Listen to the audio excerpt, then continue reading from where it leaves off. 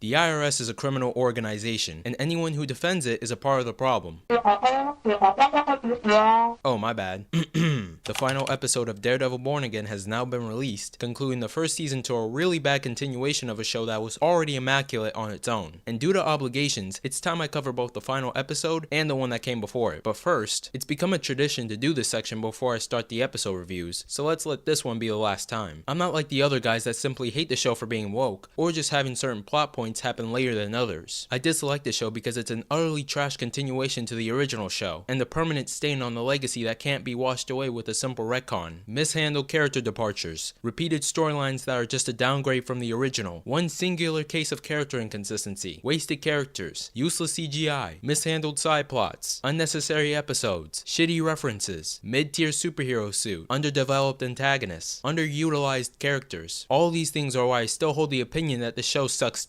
Honestly, me saying it's passable by college standards was me being nice, as I guarantee you the only things that will age well from this show are the fight scenes, and the scenes between Wilson and Vanessa. Now of course you can disagree with my opinion and tell me to go play in traffic, but I think it's better if you just watch the video and leave a comment cleverly articulating why I'm wrong, instead of just acting like a Neanderthal when someone expresses a different opinion, or just look at the most recent comments on Reddit posts discussing each episode. Oh, and if you're going to respond to any of my criticisms in a video, then you can thank me later for putting them all in one playlist for you. Alright, onto the reviews. I think episode 8 is just as much of a mixed bag as episode 4. I mean, yeah, it's kinda alright, but that's the most I can say about it, as the entire thing is just meh. The only exception here is the storyline between Wilson and Vanessa, as that's the only part of the show that actually feels like the original. And it's probably just me, but after restating all the different criticisms earlier, even if I find something new I like about the show, it doesn't take me more than 10 minutes to find something I don't like. Speaking of which, this tangent leads me right to Bullseye's inclusion in this episode. Bullseye's inclusion in this episode felt rather contrived in my opinion, and maybe it just feels like this because some writers decide to use multiple characters as just plot devices and nothing else. Sarcasm aside, Dexter's inclusion feels contrived because his last actual scene in the show was episode 1, with him barely being mentioned in any episode after that. Now of course I understand that shows will leave plotlines for like 4 to 5 episodes and then revisit them later on, but those shows at least let the plotline take place in the background and finally continue it in a timely manner. Oh, and those shows also treated their characters like actual characters and not just plot devices. And if it feels like I just repeated myself within the span of 1 minute and you feel dissatisfied because of it, then good, because that's how I felt when the Who Really Killed Foggy conspiracy came up again. Now look here and listen. Whatever the writers were smoking to make this plotline have better been good enough to make them good writers, because I'll tell you one thing, the foundation for this plotline is already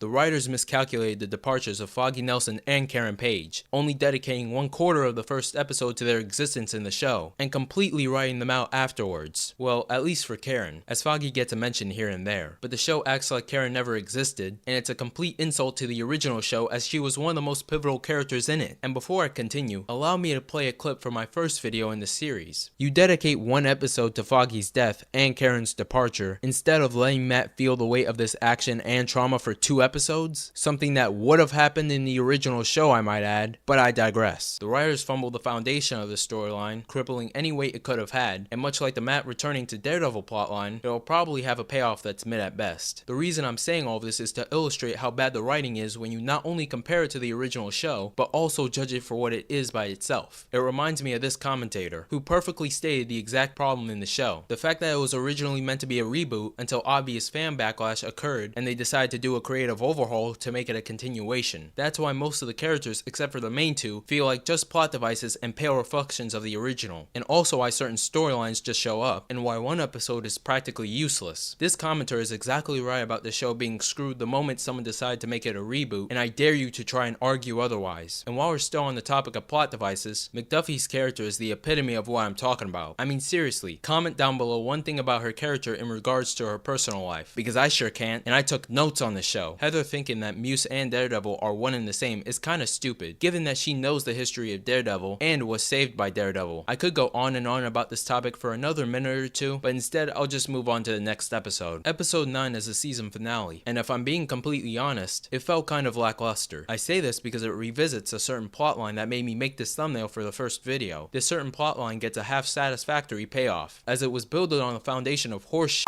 and only delivers 1/4 of what we should have gotten as an audience. Yeah, their heart-to-heart was nice, but that still doesn't excuse the fact that we didn't get the flashbacks showing what they actually went through when Foggy died, how Matt and Karen struggled to even see each other, ultimately leading up to Karen leaving for New Jersey. Instead, we got some cheesy heart-to-heart and then a speech about, oh forgot. I actually forgot what Karen said to Matt on that hill. I guess that goes to show how slow I am as a person, or how shitty the writers have to be in order to have writing so stale that I forget what was said about 30 minutes ago. Overall, this episode felt like watching a car crash between a Toyota and a semi-truck happen in slow motion, and I regret paying for Disney Plus to watch it.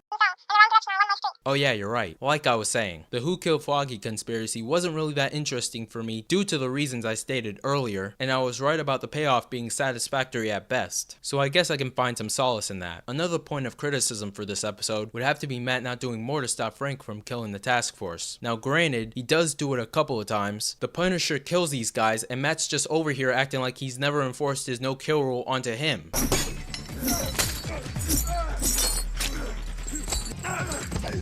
Need I say more? And while I'm still showing clips of the original show, Wilson Fisk was never able to do this.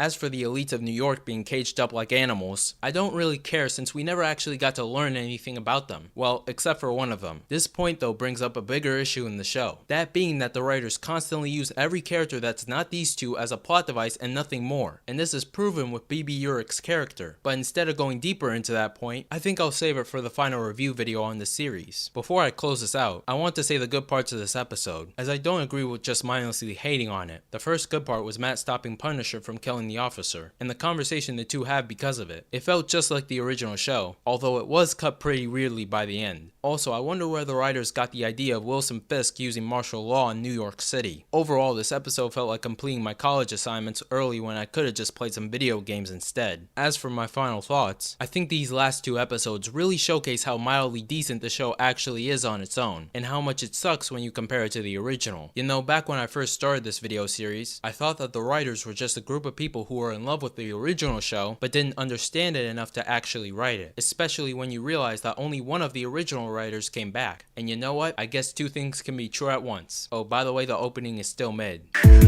Real quick, if y'all enjoyed this video, please be sure to like and subscribe so I can flex on the hoes and the haters. Also, follow my socials so that you'll know when I post a new video. And if you really enjoy my content, then consider checking out my Patreon, where I give weekly behind the scene updates, as well as an archive for all my videos. You can also get your name featured on the end credits, as well as early access to the first 2 minutes of all my videos, which also include this one. Oh, and before I forget, you also get access to exclusive videos that are going to be Patreon only. Think of it like the last episode for SpongeBob if it was behind a paywall. Thanks for watching, and I'll see you next week.